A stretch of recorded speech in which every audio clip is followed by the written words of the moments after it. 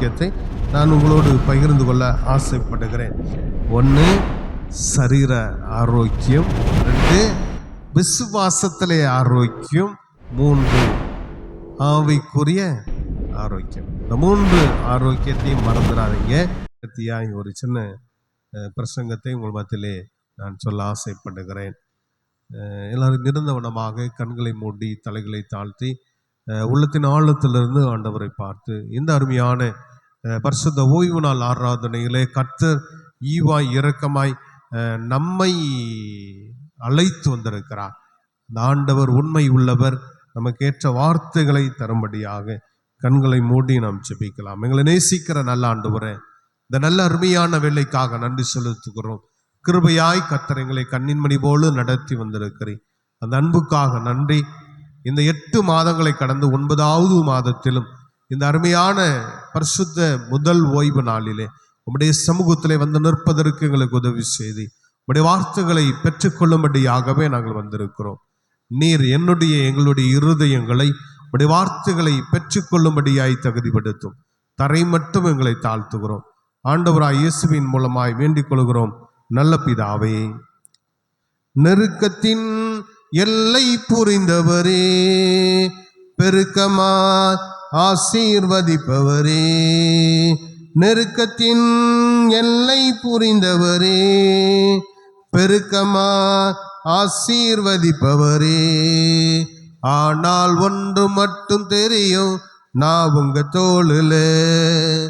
ஆனா ஒன்று மட்டும் தெரியும், நான் உங்க தோளுல. நெருக்கத்தின் எல்லை புரிந்தவரே, பெருக்கமா என்னை ஆசீர்வதிப்பவரே. கவலை வந்தாலும் நான் கண்ணீர் விட தேவையில்லை. கவலை வந்தாலும் நான் கண்ணீர் விட தேவையில்லை. ஆனா ஒன்று மட்டும் தெரியும், நான் உங்க தோளுல. ஆனா ஒன்று மட்டும் தெரியும், நான் உங்க தோளுல. ஆனா ஒன்று மட்டும் தெரியும், நான் உங்க தோளுல. நெருக்கத்தின் எல்லை புரிந்தவரே, பெருக்கமா என்னை ஆசீர்வதிப்பவரே. குறைவே வந்தாலும் நான் குறுகி போவதில்லை. குறைவே வந்தாலும் நான் குறுகி போவதில்லை. ஆனா ஒன்று மட்டும் தெரியும், நான் உங்க தோளுல. ஆனா ஒன்று மட்டும் தெரியும், நான் உங்க தோளுல. ஆனா ஒன்று மட்டும் தெரியும், நான் உங்க தோளுல. நெருக்கத்தின் எல்லை புரிந்தவரே, பெருக்கமாய் என்னை ஆசீர்வதிப்பவரே. நெருக்கத்தின் எல்லை புரிந்தவரே, பெருக்கமா என்னை ஆசீர்வதிப்பவரே. வியாதியே வந்தாலும் நான் வியாகுலம் அடைவதில்லை. வியாதியே வந்தாலும் நான் வியாகுலம் அடைவதில்லை. ஆனா ஒன்று மட்டும் தெரியும், நான் உங்க தோளுல. ஆனா ஒன்று மட்டும் தெரியும், நான் உங்க தோளுல. ஆனா ஒன்று மட்டும் தெரியும், நான் உங்க தோளுல. நெருக்கத்தின் எல்லை புரிந்தவரே, பெருக்கமாய் என்னை ஆசீர்வதிப்பவரே. நெருக்கத்தின் எல்லை புரிந்தவரே, பெருக்கமாய் என்னை ஆசீர்வதிப்பவரே. அல்லேலூயா. நெருக்கத்துல எண்டு, எல்லை, சரியா, கடைசி, முடிவு அப்படின்னு இருக்கலாம், அது புரிந்தவர். அல்லேலூயா. நம்ம நினைப்போம், எனக்கு எவ்வளவுன்னு இருக்கு, என்னால் ஒன்றுமே செய்ய முடியலையே, நான் என்ன செய்வது, வெளியே சொல்ல முடியல, அவ்வளவு பிரச்சனை இருக்கு. ஒரு காரியம்னா சொல்லலாம், 2 காரியம்னா சொல்லலாம், ஆனால் நெருக்கத்தின் எல்லையிலேயே நிற்கிறேன், நான் வாழவே முடியல அப்படின்னு நினைக்கிறீங்களா? உங்களை புரிந்த ஆண்டவர். அல்லேலூயா. உங்களுடைய நெருக்கத்தை அறிந்த ஆண்டவர். ஆனால் ஒன்னே ஒன்று மட்டும் ஞாபகம் வச்சுக்கோங்க, உங்களை அவர் தோள் மேல வைத்திருக்கிறார். அல்லேலூயா. உங்களை எங்க வச்சிருக்காரு? தோள் மேல வச்சிருக்கிறார். நீங்கள் நடக்கிற எல்லா பாதைகளையும் அவரும் கடந்து போகிறார். அல்லேலூயா. உங்களுடைய கஷ்டங்களில அவர் உங்களை சுமக்கிறார். உங்க வேதனையில அவர் உங்களை சுமக்கிறார். உங்க வியாதியில அவர் உங்களை சுமக்கிறார். நீங்க நடக்கும் போதெல்லாம் உங்களை சுமக்கிற ஆண்டவர். அல்லேலூயா. அதைத்தான் அழகாக எழுதியிருக்கிறார், நெருக்கத்தின் எல்லை புரிந்தவர். அல்லேலூயா. நம்ம நெருக்கம் எவ்வளவு இருக்கோ அவ்வளத்தையும் புரிந்த ஆண்டவர். நமக்கு வியாதி, கஷ்டம், வேதனை எல்லாவற்றையும் நம்ம தோல்ல தூக்கி வச்சு சுமக்கிற ஆண்டவர். அல்லேலூயா. இந்த விசுவாசம், இந்த நம்பிக்கை நமக்குள்ளா இருக்கும்னா கண்டிப்பா நம்மை நடத்துவார். இந்த நாளிலே நான் உங்களோடு கூட பகிர்ந்து கொள்ளும்படியாக ஆண்டவர் எனக்கு கற்றுக் கொடுத்த அருமையான வேத பகுதியை திருப்பிக் கொள்ளுங்கள். தீத்து 2 அதிகாரம் 8வது வசனத்தின் பின்பகுதி இன்றைய திருவசனமாக கொடுக்கப்பட்டிருக்கிறது. இந்த திருவசனம் என்ன சொல்லுகிறது என்றால், உபதேசத்திலே விதர்ப்பம் இல்லாமலும் நல்லொழுக்கமும் குற்றம் பிடிக்கப்படாத ஆரோக்கியமான வசனத்தை பேசுகிறவனுமாய் இருப்பாயாக. இதுதான் இன்னைக்கு கொடுத்திருக்கிற திருவசனம். நான் இன்னைக்கு இதுல ஆரோக்கியம் அப்படிங்கிற வார்த்தையை நான் எடுத்து உங்களோடு கூட ஒரு 3 வித ஆரோக்கியத்தை நான் உங்களிடத்துல கற்றுக் கொடுக்க விரும்புகிறேன். ஏனென்றால் ஆண்டவர் எனக்கு அதை வெளிப்படுத்தி காட்டினதுனால அந்த 3 ஆரோக்கியத்தை நான் உங்களோடு பகிர்ந்து கொள்ள ஆசைப்படுகிறேன். முதலாவது, இந்த அதிகாரத்தின் வசனத்துல பார்த்தீங்கன்னா 1வது வசனத்துல இப்படி எழுதப்பட்டிருக்கிறது. தீத்து 2 அதிகாரம் 1வது வசனம், நீயோ ஆரோக்கியமான உபதேசத்துக்கு ஏற்றவைகளை பேசு. சரிதானா? நான் ஆரோக்கியமான உபதேசத்தை 2வதாகவும் ஆரோக்கியத்தை 1வதாக வைக்க விரும்புகிறேன். ஆரோக்கியம் எப்படி வருகிறது என்றால், அருமையான தேவனுடைய பிள்ளைகளே, முதலாவது ஏசாயா தீர்க்கதரிசிக்கு ஆரோக்கியம் உண்டாகிறது. அது ஏசாயா தீர்க்கதரிசன புஸ்தகம் 39வது அதிகாரத்துல 1வது வசனத்துல எழுதப்பட்டிருக்கிறது. எசேக்கியா வியாதிப்பட்டிருந்தான், ஆரோக்கியமானதை கேள்விப்பட்டு அவன் ஆரோக்கியம் அடைந்தான். 15 ஆண்டு காலம் கூடுதலாய் வாழும்படியாய் கர்த்தர் அவனை ஆரோக்கியப்படுத்தினார். அல்லேலூயா. வியாதியோடு இருக்கிற உங்களை, சரீரங்களை, உங்க பகுதியை, உங்க அவயவங்களை கர்த்தர் ஆரோக்கியப்படுத்த விரும்புகிறார். அந்த ஆரோக்கியத்தை கர்த்தர் இந்த அருமையான முதலாவதா எசேக்கியாவுக்கு ஆண்டவர் கொடுத்திருக்கிறார். ஆரோக்கியம் என்பது நம்முடைய கரங்களிலும் இருக்கிறது. நம்மளை அழகாக ஆண்டவர் படைத்திருக்கிறார், நேர்த்தியாய் படைத்திருக்கிறார், சிறப்பாக படைத்திருக்கிறார். கருவுல நம்மளை அழகா டிசைன் பண்ணி வைத்திருக்கிறார். அப்படிதானே? நிறைய பேருக்கு கருவுல நிறைய பிரச்சனைகளை சொல்லுவாங்க. ஆனா வெளியே வந்த போது எந்த பிரச்சனையுமே இல்லாம ஆண்டவர் என்ன செஞ்சிருவார்? மாற்றிடுவார். அநேகருடைய ஜெபங்களிலே கர்த்தர் அப்படி மாற்றுகிறார். அருமையான தேவனுடைய பிள்ளைகளே, நம்முடைய ஆரோக்கியம் நம்முடைய கரங்களிலே கொடுக்கப்பட்டிருக்கிறது. காலையில நம்ம எத்தனை மணிக்கு எந்திரிக்கிறோம், எத்தனை மணிக்கு படுக்கிறோம், சரிதானே?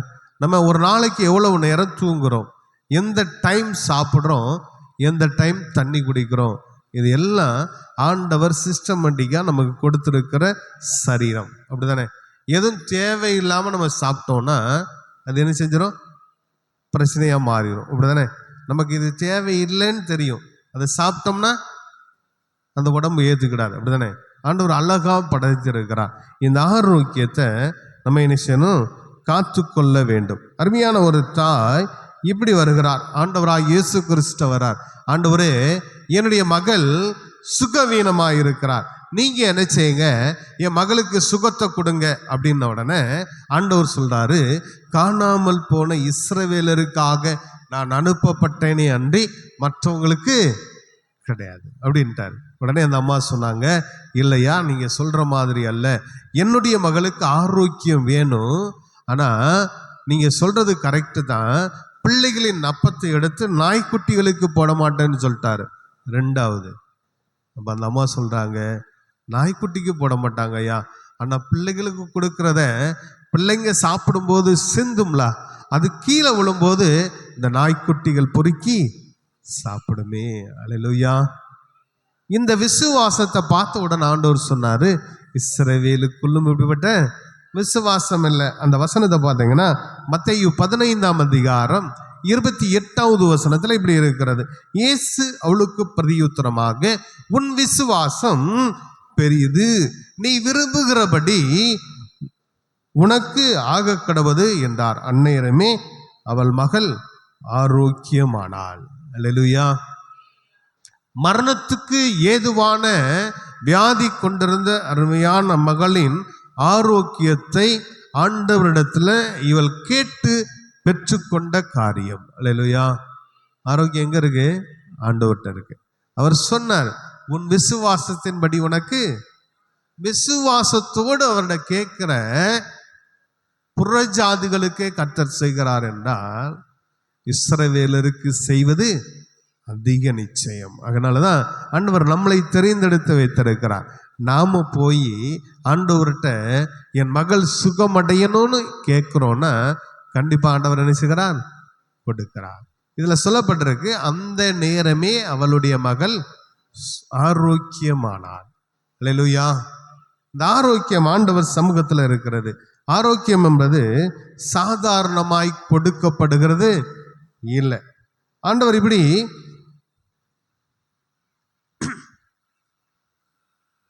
லூக்கா எழுதின சுவிசேஷம் 17வது வசனத்துல நம்ம எல்லாரும் நிறைய முறைய வாசிக்க கேட்டதான வேத பகுதி. இங்க ஒரு 10 குஷ்டரோகிகள் வருகிறாங்க. அங்க ஆண்டவர் அவர்களை ஆரோக்கியம் அடையும்படிக்கு செய்கிறார். அதுல பாருங்க 15வது வசனத்துல இப்படி போடப்பட்டிருக்கு, அவர்களில் ஒருவன் தான் ஆரோக்கியமானதை கண்டு திரும்பி வந்து உரத்த சத்தத்தோட தேவனை மகிமைப்படுத்தினான். இந்த அருமையான 10 குஷ்டரோகிகளையும் தெரிந்தெடுத்து அழகாக அவர் சுகமாக்குகிறார். இவங்க போறாங்க, நீ போய் உன் ஆசாரியனிடத்துல உன்னை காட்டு அப்படின்னு சொல்றாரு. அவங்கள தொட்டு சுகமாக்கல, பக்கத்துல கூப்பிட்டு சுகமாக்கல. அவர் சொல்றாரு, உன்னை ஆசாரியனிடத்துல போய் நீ என்ன செஞ்சிரு? காட்டிடு. ஆசாரியனிடத்துல காட்டுறதுக்கு இவங்க போய்கிட்டு தான் இருக்காங்க. அந்த வேலையை சுகமாயிட்டாங்க. அல்லேலூயா. வார்த்தை வல்லமை உள்ளது. ஆரோக்கியம் எங்க இருக்கிறது என்றால் ஆண்டோடைய வார்த்தைக்கு கீழ்ப்படிந்து இவங்க என்ன செய்றாங்க? ஆசாரியனை பார்க்க போறாங்க. அவங்க போகும்போதே சுகமடைகிறாங்க. அல்லேலூயா. பிரயாணத்திலேயே சுகத்தை கர்த்தர் கொடுக்கிறார். எனர்மையான தேவச்சனங்களே, ஆரோக்கியத்தை கர்த்தர் ரொம்ப விரும்புகிறார். புரியுதுங்களா? நம்ம ஆரோக்கியமா இருப்பதை அவர் என்ன செய்கிறார்? விரும்புகிறார். அதனாலதான் ஆரோக்கியம் அடையும்படி இந்த காரியங்களை எல்லாம் ஆண்டவர் நமக்கு செய்கிறார். நான் ஆரோக்கியமா இருப்பதை அவர் விரும்புகிறார். அல்லேலூயா. ஆனா நம்ம ஆரோக்கியமா இருக்கிறத நம்ம விரும்புறதே இல்லை. அப்படிதானே? காலையில 11 மணிக்கு சாப்பிடுறது, அப்படிதானே? நைட்டு 12 மணி வரைக்கும் முழிச்சுக்கிட்டு இருக்கிறது. எதெல்லாம் செய்யக்கூடாதுன்னு நம்ம உடம்பு சொல்லுதோ அதெல்லாம் நம்ம செய்யறது. ஆனா ஆண்டவர் நம்ம ஆரோக்கியமா இருக்க விரும்புகிறார். ஆனா நம்ம உடம்பு ஆரோக்கியமா இருக்கணும்னு விரும்புறதில்லை. முதல்ல நன்றாய் நம்ம என்ன செய்யணும்? புரிந்து கொள்ள வேண்டும். ஆரோக்கியமாய் இருக்கிறதை ஆண்டவர் விரும்புகிறார். அதனால நீங்கள் எப்பொழுதுமே ஆரோக்கியமாய் இருக்க பழகி கொள்ளுங்கள். இது மிகுந்த பிரயோஜனமாக இருக்கும். நம்ம தமிழ்ல இப்படி ஒரு பழமொழி சொல்லுவாங்க, சுவர் இருந்தால் என்ன செய்யலாம்? சித்திரம் வரையலாம். சரிதானே? சுவர் இல்லைன்னா வரைய முடியாது. எதுக்காக சொல்லுவாங்கன்னா, நம்ம நல்லா இருந்தா என்னன்னாலும் செய்து கொள்ளலாம். நம்மளே சரியில்லாம ஆண்டவர் நல்லவர்னு சொன்னா முதல்ல வியாதிய யார்கிட்டையும் சொல்ல முடியாது. ஏக்கால பண்டிகை, சுவிசேஷ பண்டிகை, செப்டம்பர் மாதத்துல ஒரு ஊரா போய் ஆண்டவர் நல்லவர் சொல்றோம். ஏன் நம்ம நோய் மட்டும் குணமாக மாட்டேங்குது? நம்ம மட்டும் ஏன் சுகமாக முடியல? நாம விரும்பல. அல்லேலூயா. நம்ம சுகமா இருக்கணும்னு ஆண்டவர் விரும்புகிறார். இந்த குஷ்டரோகியை பார்த்து ஆண்டவர் சொன்ன விஷயம், நீ போய் ஆசாரியனுக்கு உன்னை காண்பிக்கல. போவதிலே என்ன ஆயிட்டு? சுகம் உண்டாயிற்று. இந்த அருமையான கானானிய ஸ்திரீ அப்படின்னு போடப்பட்டிருக்கு. மகளுக்கு சுகத்தை கேட்கும்போது மகா கிட்ட இவளும் போய் ஆண்டவர் இப்படி சொன்னார்னு சொல்லல. அந்த நேரமே உன் விசுவாசம் என்ன செய்தது, ஆரோக்கியத்தை வர பண்ணுகிறதுன்னு சொன்ன அந்த நேரமே அவள் சுகமடைந்தாள். இவ்வளவு குயிக்கா சுகத்தை கொடுக்கக்கூடிய ஆண்டவர் இருக்கும்போது நாம் சுகவீனத்தோடு இருக்கிறோம்னா அது யாருடைய குறை தான்? அல்லேலூயா சொல்லுங்களேன். இப்ப விரும்புகிறவராய் இருக்கிறார். ஆரோக்கியம் என்பதை ஆண்டவர் என்ன செய்கிறார்? ரொம்ப விரும்புகிறவராய் இருக்கிறார். அதனால நாம் ஆரோக்கியம் அடையும்படிக்கே அவர் விரும்புகிறார். அந்த ஆரோக்கியத்தை நாம் பெற்றுக்கொள்ள வேண்டும். இன்னும் 2 ஆரோக்கியத்தை வேகமா நான் சொல்லி முடிச்சிடுறேன், சரியா? இதே தீத்து 2ஆம் அதிகாரம் 1வது வசனத்துல, நீயோ ஆரோக்கியமான உபதேசத்துக்கு ஏற்றவைகளை பேசு. ஆரோக்கியமான உபதேசத்துக்கு ஏற்றவைகள் அப்படிங்கிறப்போ இந்த அருமையான 2வது வசனத்துல பார்த்தீங்கன்னா இப்படி சொல்லப்பட்டிருக்கு. ஆரோக்கியமான உபதேசம் எப்படி பண்ணணும் அப்படின்னு சொல்லி, முதிர் வயதுள்ள புருஷர்கள் ஜாக்கிரதை உள்ளவர்களும் நல் ஒழுக்கம் உள்ளவர்களும் தெளிந்த புத்தி உள்ளவர்களும் விசுவாசத்திலும் அன்பிலும் பொறுமையிலும் ஆரோக்கியம் உள்ளவர்களாய் இருக்கும்படி புத்தி சொல்லு.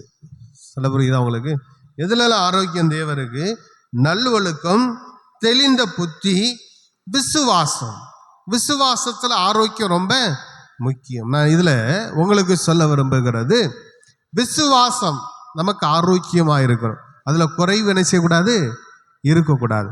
முழுமையாய் என்ன செய்யணும், விசுவாசிக்கணும். நம்ம ஒரு சுகம் கேட்டோம்னா, அருமையான அந்த கானானிய ஸ்திரீ ஆண்டவர்கிட்ட கேட்கும்போது அவர் சொல்றாரு, நான் உனக்கு தரதுக்கு முடியாது, உனக்கு சுகம் கொடுக்க நான் வரல, உனக்கு சுகம் கொடுக்கறது என்னுடைய வேலை இல்லை அப்படின்னு அவர் சொல்றாரு. அவர் லா பேசுறாரு, சட்டம் அதுதான், அதற்காகத்தான் வந்தார், அதை அவர் சரியா சொல்றாரு. ஆனா அந்த அம்மா சொல்றாங்க அப்படி இல்லை, உங்களுடைய விசுவாசத்துல ஆரோக்கியம் இருந்ததுனால அந்த அம்மா சொல்றாங்க, நீங்க கீழே விழுறதையாவது நாங்க என்ன செய்வோம், பொறுக்கி கொள்ளுவோம் அல்லவா அப்படின்ன உடனே அந்த அந்த முழுமையான விசுவாசம், அந்த ஆரோக்கியமான விசுவாச வார்த்தை அந்த அம்மாவுக்கு சுகத்தை கொடுக்கிறது. அல்லேலூயா. ஆரோக்கியமான ஒரு விசுவாசம் நமக்குள்ள இருந்ததுன்னா நம்முடைய வாழ்க்கையும் ஆரோக்கியமா இருக்கும், நம்முடைய சரீரமும் என்ன செய்யும், ஆரோக்கியமா இருக்கும். நிறைய பேர் நிறைய நேரங்கள்ல, ஐயா நீங்க இந்த ஜெபக்கூட்டத்துக்கு வாரீங்களா? என்னத்தை வர, என்னத்தை வர. வார்த்தையில ஆரோக்கியம் என்ன செய்யாது, இருக்காது. அவங்களால நிச்சய முடியாது, வர முடியாது. நம்முடைய சேகர பண்டிகையில நான் பார்த்தேன், நேரலையில நம்முடைய திருச்சபையில இருந்து 4 பேர் நின்று அழகா பாட்டு, முதல் பாட்டு செங்குளம் மக்கள் அப்படின்னு சொல்லி பார்த்தேன். நன்றாய் படித்தாங்க, அப்படிதானே? சூப்பரா இருந்துச்சு. இன்னைக்கு அவங்கள இந்த ஆலயத்துல பார்த்து ஒரு தேங்க்ஸ் சொல்லிடலான்னு பார்த்தேன், ஒருத்தரையும் காணும். அவங்களுடைய விசுவாசத்துல ஆரோக்கியம் எப்படி இருக்கோ தெரியல, தேடுனேன்னு சொல்லுங்க, சரியா? நல்லா படிச்சாங்க, நல்லா படிச்சாங்க. முழு பாட்டையும் நான் கேட்டேன், சிறப்பாய் பாடினார்கள். அவங்களை பாராட்டலாம் அப்படின்னு நினைச்சேன், ஆனால் முடியல. கர்த்தர் அவர்களை ஆசீர்வதிப்பாராக. வந்தா சொல்லிருங்க. இதுல விசுவாசத்துல நமக்கு என்ன செய்யணும், ஆரோக்கியம் இருக்கணும். 2வது, இதற்கு அடுத்துள்ள வசனம் பாருங்க, 4வது வசனம் எப்படி சொல்லப்பட்டிருக்கு, தேவ வசனம் தூசிக்கப்படாதபடிக்கு பாலிய ஸ்திரீகள் தங்கள் புருஷனிடத்திலும் தங்கள் பிள்ளைகளிடத்திலும் அன்புள்ளவர்களாயும். நல்லா புரிஞ்சுக்கிட்டீங்களா? இளம் வயதுல இருக்கிற தாய்மார்கள் எல்லாரும் பிள்ளைகளிடத்திலும் புருஷனிடத்துல என்ன செய்யணும், அன்பா இருக்கணும். புரிஞ்சுக்கிட்டீங்களா? அப்படி அன்பா இருக்கணும். அதுக்கு அடுத்து பாருங்க, தெளிந்த புத்தி உள்ளவர்களும் கற்புள்ளவர்களும் வீட்டில் தரித்திருக்கிறவர்களும் நல்லவர்களும் தங்கள் புருஷனுக்கு கீழ்ப்படிந்து இருக்கிறவர்களுக்கும் அவர்களுக்கு படிப்பிக்கத்தக்க நற்காரியங்களை போதிக்கிறவர்களாயும் முதிர் வயதுள்ள ஸ்திரீகளுக்கு. இதுதான் ஆரோக்கியமான உபதேசம். புரிஞ்சுக்கிட்டீங்களா? வீட்டில் இருக்க எல்லார்ட்டையும் நல்ல வார்த்தைகளை சொல்லி அவங்கள ஆரோக்கியமா நினைச்சணும் மாற்றணும். விசுவாசத்துல ஒரு ஆரோக்கியம், குடும்பத்துல ஒரு ஆரோக்கியம், நம்முடைய சரீரத்துல ஒரு ஆரோக்கியம், ஆவிக்குரிய வாழ்க்கையில ஒரு ஆரோக்கியம். ஆரோக்கியமான உபதேசம். இன்னும் நிறைய ஆரோக்கியம் இருக்கு, சரியா? இன்னைக்கு நமக்கு இந்த ஆரோக்கியம் வரைக்கும் தான் நேரம் இருக்கு. அதனால இந்த ஆரோக்கியத்தை நான் உங்களுக்கு சொல்லுகிறேன். முதலாவது சரீர ஆரோக்கியம், ரெண்டாவது விசுவாசத்துல ஆரோக்கியம், மூன்றாவது ஆவிக்குரிய வாழ்க்கையில ஆரோக்கியம். நம்ம அருமையான எங்க மனைவி சொன்ன மாதிரி கணுக்கால் அளவு, முழங்கால் அளவு, இடுப்பளவு, அப்புறம் நீந்திர அளவு அப்படின்னா என்ன அர்த்தம் தெரியுமா? கணுக்காலில் இருக்கும்போது நம்ம நிற்கலாம், முழங்காலில் இருக்கும்போது தண்ணி நிற்கணும் வைங்களேன், நம்ம நிற்கலாம். இடுப்பளவு இருந்தாலும் நம்ம நிற்கலாம், அப்படிதானே? கழுத்தளவு இருந்தாலும் கால் அப்படி ஊனி அப்படி நிற்கலாம், அதானே? இதுக்கு மேலே போயிட்டா நம்மகிட்ட ஒன்றுமே இல்லை, நீந்தி தான் நிற்கணும். நம்முடைய கால் பலம், நம்முடைய சரீர பலம் எல்லாமே என்ன செஞ்ச ஆரம்பிச்சிடும்? மிதக்க ஆரம்பிச்சிடும், இல்லைங்களா? இதுதான் ஆவிக்குரிய ஆரோக்கியம். முழுமையும் நான் கடவுளை என்ன செய்கிறேன்? நம்புகிறேன். முழுமையும் அவர் தான். என்னால் என் பலம் முடிஞ்சு போச்சு, இனிமே அவர் பலத்தில் தான் நான் என்ன செய்வேன்? ஓடுவேன். அதுதான் ஆவிக்குரிய ஆரோக்கியம். இந்த மூன்று ஆரோக்கியத்தையும் மறந்துடாதீங்க.